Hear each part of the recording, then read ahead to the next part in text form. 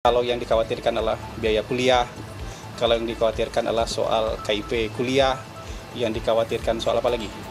Beasiswa, itu merupakan bagian dari layanan yang dijamin oleh pemerintah akan dipenuhi. Hari-hari belakangan ini masing-masing kementerian dan lembaga sedang menjalankan rekonstruksi anggaran supaya efisiensi yang diinginkan oleh Presiden itu betul-betul tepat sesuai dengan arahan yang beliau sampaikan. Karena jangan sampai layanan publik itu terdampak, nggak boleh terdampak sama sekali. Jadi layanan-layanan pendidikan ini merupakan bagian dari layanan publik ya, layanan publik. Jadi ini yang ingin kami sampaikan supaya tidak terjadi simpang siur informasi di lapangan. Jadi percayalah bahwa kalau yang dikhawatirkan adalah biaya kuliah, kalau yang dikhawatirkan adalah soal KIP kuliah, yang dikhawatirkan soal apa lagi? Beasiswa, itu merupakan bagian dari layanan yang dijamin oleh pemerintah akan dipenuhi. Itu yang ingin saya sampaikan yang pertama. Yang kedua, soal retreat. Kemarin sebagian teman-teman ngejar saya sampai ke pintu mobil. Sampai mobil saya nggak bisa ditutup kemarin. Soal retreat. Jadi teman-teman, berdasarkan edaran terbaru dari Kementerian Dalam Negeri, retreat di Magelang nanti itu sepenuhnya menjadi biaya Kementerian Dalam Negeri setelah direkonstruksi anggarannya. Kalau sebelum rekonstruksi memang rencananya cost sharing, karena anggaran Kemendagri ada yang dipotong, kemudian dari Pemda-Pemda juga sebenarnya mereka sudah punya biaya rutin untuk diklat dari kepala daerah terpilih.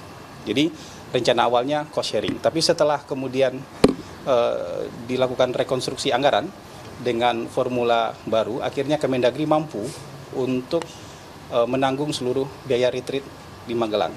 Nah, banyak yang bertanya, retreat ini efisienkah? Jadi gini, perintah dari Undang-Undang Nomor 23 tahun 2014, ini perintah undang-undang. Kementerian Dalam Negeri itu wajib memberikan pelatihan kepada kepala daerah yang baru terpilih itu 2 minggu.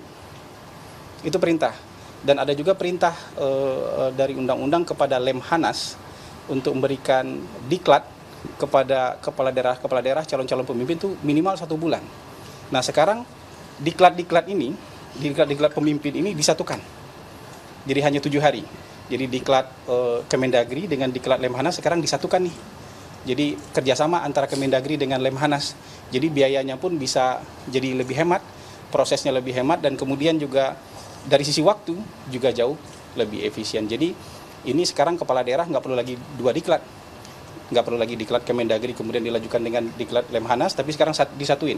Lemhanas bekerja sama dengan Kemendagri, menyatukan diklat kepemimpinan, diklat calon pemimpin, itu disatukan dalam 7 hari saja. Dan dilaksanakan bersama-sama di daerah Magelang nanti. Jadi kalau ada yang bertanya, wah ini kok nggak efisien? Ini justru perintah undang-undang dijalankan dengan cara yang jauh lebih efisien, kira-kira begitu.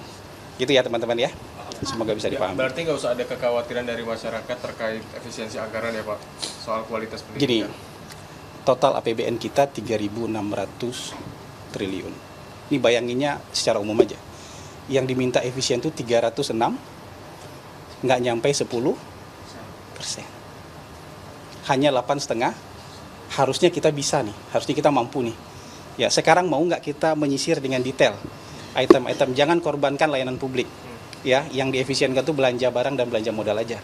Perjalanan dinas, seremoni, ATK, FGD, apalagi kajian-kajian, monef. Nah, kadang-kadang kan juga ada misalnya ada juga mata anggarannya misalnya beasiswa sekian.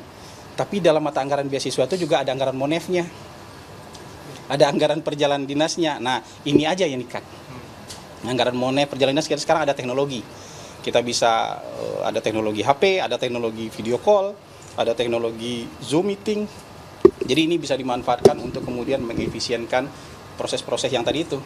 Monitoring, evaluasi, apalagi perjalanan dinas, seminar, sinkronisasi, apalah segala macam itu bisa dilakukan dengan cara yang lebih efisien. Selama ini dalam layanan publik ada juga itunya aja yang mau diefisienkan tuh sekedar itu, bukan layanan publiknya secara umum ya diefisienkan, termasuk juga dalam misalnya biaya operasional perguruan tinggi, biaya operasionalnya dijamin utuh.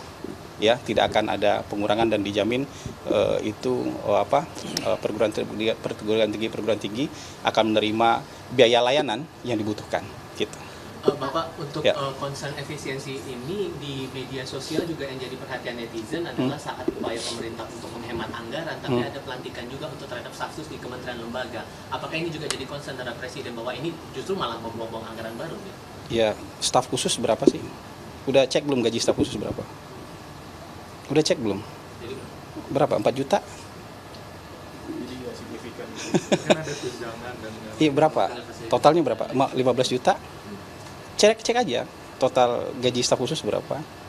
Jadi teman-teman bisa hitung lah, dilantik 3 staf khusus berapa gajinya gitu.